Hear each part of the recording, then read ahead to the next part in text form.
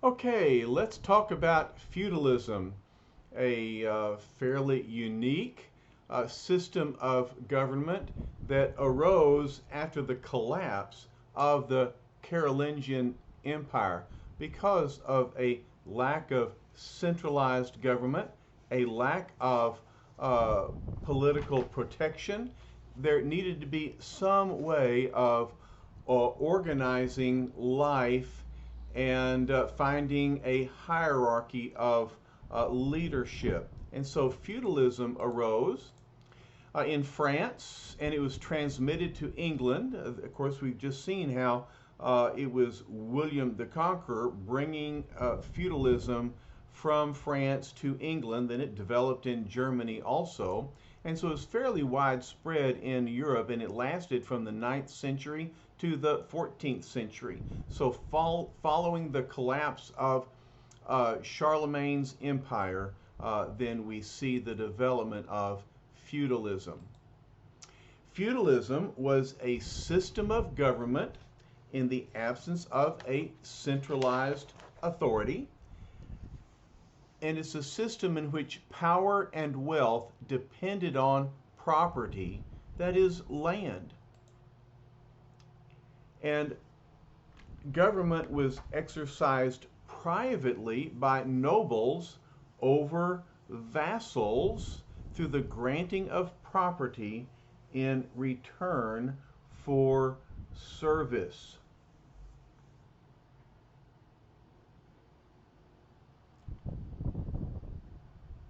Let's see how this works. We'll look at some terminology to help us understand feudalism. There was a personal element, the lordship of one nobleman over a vassal, and yet we need to remember that the vassal was also a nobleman, but maybe one step lower in the hierarchy. Investiture is an important term. Investiture means that the Lord invests in the vassal. He invests by giving the vassal land. In return, the vassal gives homage or loyalty to the Lord that gave the land. Now, a vassal can receive land from two or more different lords. And so liege homage developed to say that the vassal with multiple lords must give priority to the first lord. So the vassal owes liege homage to the first lord to give him land and the title that goes with it.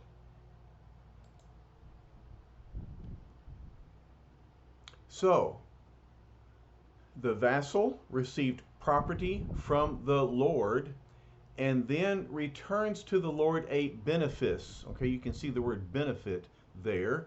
The benefice means that the land was loaned in exchange for dues and services. So, this is the practical, material response of the vassal to the Lord. Yes, loyalty, but also dues and service, material benefits for the Lord. And so this provided a private exercise of government of a lord over a vassal and their property. If it's not clear, it will be that the Lord gave the vassal the land. All right, this land produces income through agriculture or livestock.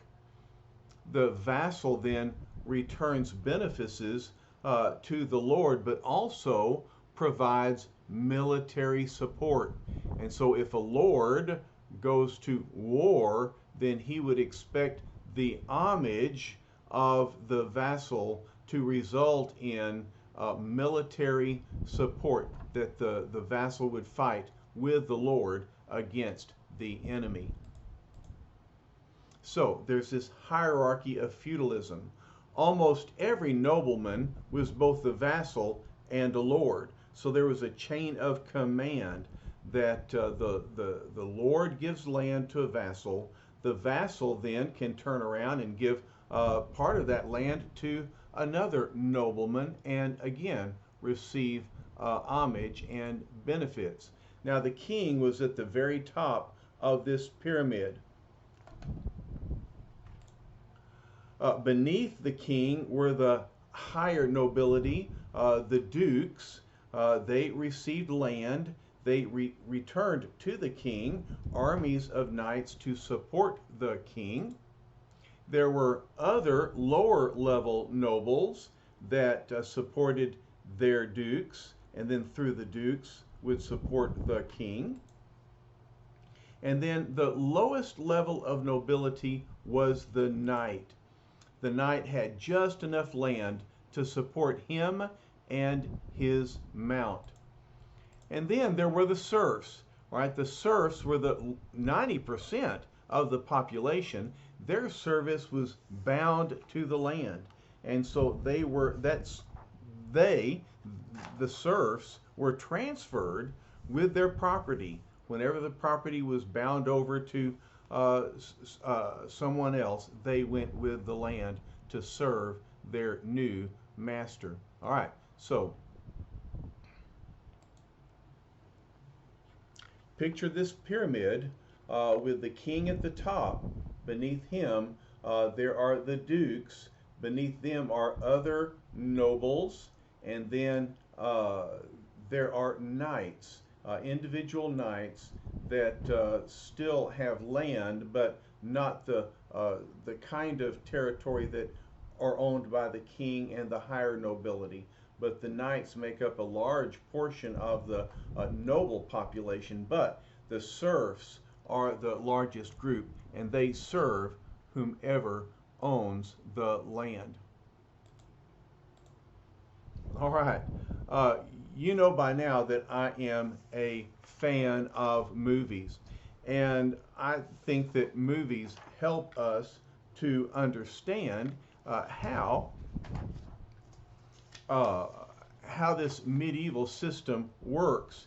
And so one of my favorite movies is The Adventures of Robin Hood, 1938. I mean, where else can you go to see Robin Hood in green sequins and Little John in yellow tights? And look, Will Scarlet really is Scarlet. He's dressed in red.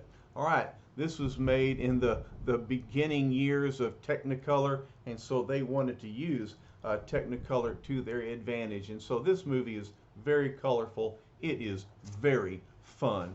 And I know it's old, but sometimes the old movies are the best. If they've lasted in popularity for, what is that, 80 years?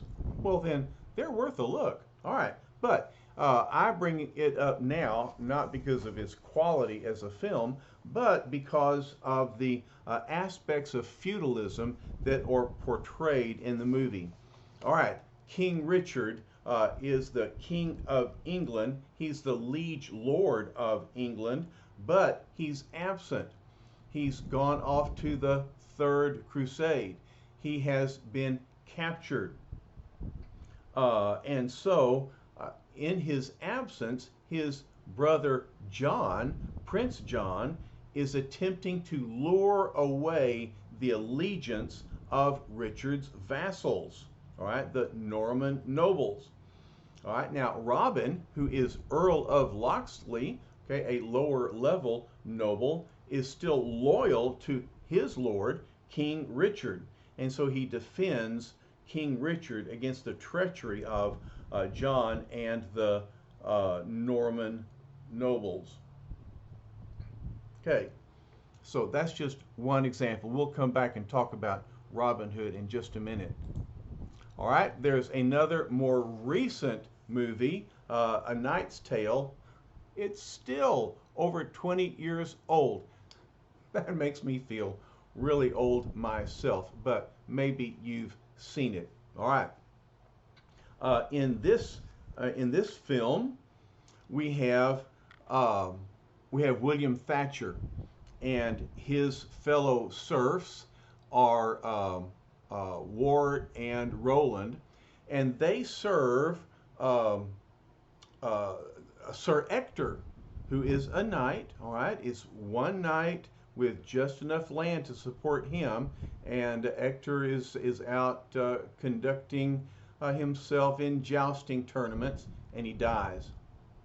And so William takes up his armor and makes his way around, competing in tournaments, even though he's not a noble and subject to arrest. All right, but you can see how the serfs, generally speaking, do not have any opportunities like William is trying to grab for himself. All right, the villain, so to speak, is Count Adhemar. And when Adhemar's herald announces him, he lists a number of titles. This is because Adhemar has a number of lords, but his liege lord, the one to whom he owes the highest honor, well, that's Prince Edward, the Black Prince. And because the Black Prince is his liege lord, he can order Adhemar to France to fight. All right, and during this time, William, posing as a knight Ulrich, he is advancing in the tournament. All right, ultimately, Prince Edward grants William his own title in his own name, grants him land and a title. All right, and so Prince Edward becomes the liege lord of William, who then can marry his love and live in the style to which he wants to become accustomed. All right, and so we see enacted in The Knight's Tale this system of feudalism. All right, acted out beautifully and entertainingly. Next, we want to look at the feudal church. All right, because churchmen will become subject to the secular power under the feudal system. How does this happen? All right, bishops need land for their cathedrals. Abbots need land for their monasteries. So do the abbesses, who lead the female convents. All right, and so they need land. Where do they get that? They get it from the nobility, who will grant land for certain benefits. Okay, and so bishoprics, abbeys come under secular appointment because of their homage and the benefices owed to the nobles that give them their land. All right, so many churchmen become vassals of secular or worldly lords. And so we have this mixture of religious and secular. The church and state become even more closely united to each other because the clerical lands are given by the secular lords. And so the secular lords then are going to influence the affairs of the church. As we have already said, the church came into vast holdings through their vassalage to the nobility. The church became more powerful and centralized because of their ownership of land and their connection to the powerful political leaders. Remember that land is not only useful for providing room for buildings, but also the land provides agriculture, livestock, and income through what the land provides. But there were two chains of commands that developed for the clergy. religious vassals owed loyalties to secular lords as well as to ecclesiastical superiors. All right, let's look again at the pyramid. We actually now have two pyramids that become intersected. At the top of one pyramid is the king, but at the top of the other is the pope.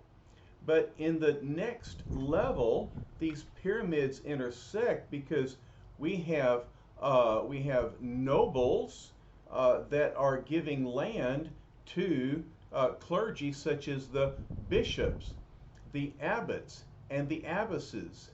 In the next level, we have lower level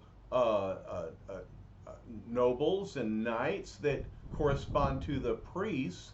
And at the bottom, of course, we have the serfs, we have the common people. All of them are wrapped up in these two pyramids of power and allegiance. And so eventually you can know that the church and the state are going to conflict with each other, and the clergymen are going to be caught in divided loyalties. All right, so a clash between church and state.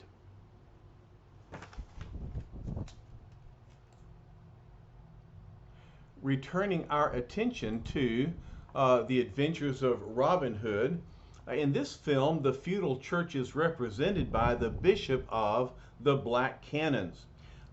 He holds his position and lands by investiture from Prince John, who says to him at one point, "How long do you think you will hold your position when Richard hears what you've been up to?" All right, so the bishop holds his position from Richard, but he's been serving Prince John, receiving from him lands and wealth. And so John is threatening him that he should maintain his loyalty to John, because Richard is going to depose him because of his disloyalty. All right. There are other aspects of clergy in the adventures of Robin Hood. For example, Friar Tuck. He is a Franciscan monk. We'll talk about the Franciscans later. But his corpulence reveals that, like many monks, he did not live up to his vows of property, but used his position to feed himself. All right, so the events portrayed by this movie, they lack historicity, but the social setting of the movie is fairly revealing about feudalism and the medieval life. Now, there is another film of Robin Hood that is, again, a little bit more contemporary than the Errol Flynn film, and it stars Kevin Costner. Oh my word, he's terrible in the film. But it's worth watching to see Alan Rickman as the Sheriff of Nottingham. But in this film, the feudal church is represented by the big fat bishop. All right, Maid Marian goes to the bishop hoping that he will be helpful to her, because again, the bishop owes his position to King Richard. But this bishop has switched his homage to the Sheriff of Nottingham, and so he betrays Maid Marian. All right, I'm just pointing this out to say that in film we see how the feudal church has divided loyalties amongst the nobles who provide their land and their living, and often they betray their higher service to the Lord and the church. Okay, when I say Lord, I mean our Lord Jesus Christ. All right, multiple ways to think about the word Lord in this situation. Okay, the feudal church became more powerful and centralized. The Pope became independent of Italian nobility.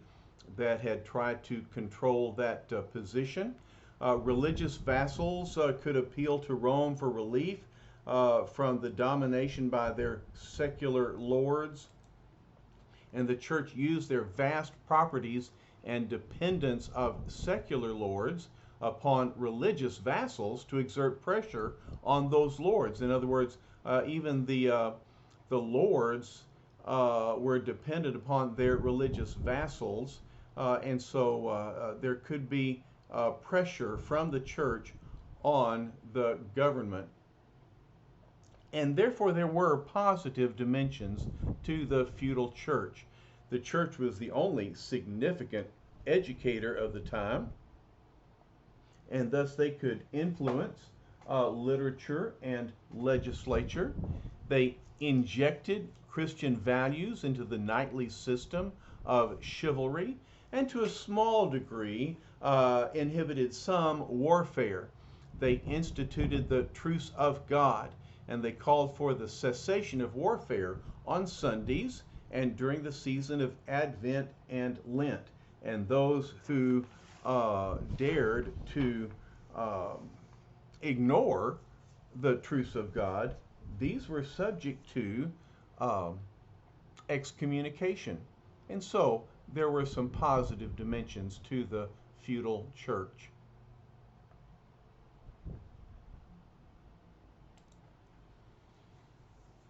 All right, the goal here was just to discuss medieval politics, and particularly the rise of feudalism, and to see how feudalism impacted the church during the medieval era, because this will become an important part of the history of the church going forward in the medieval era. So even though feudalism is very foreign to us, I hope that perhaps now you have a grasp on just the basic outline of what feudalism was.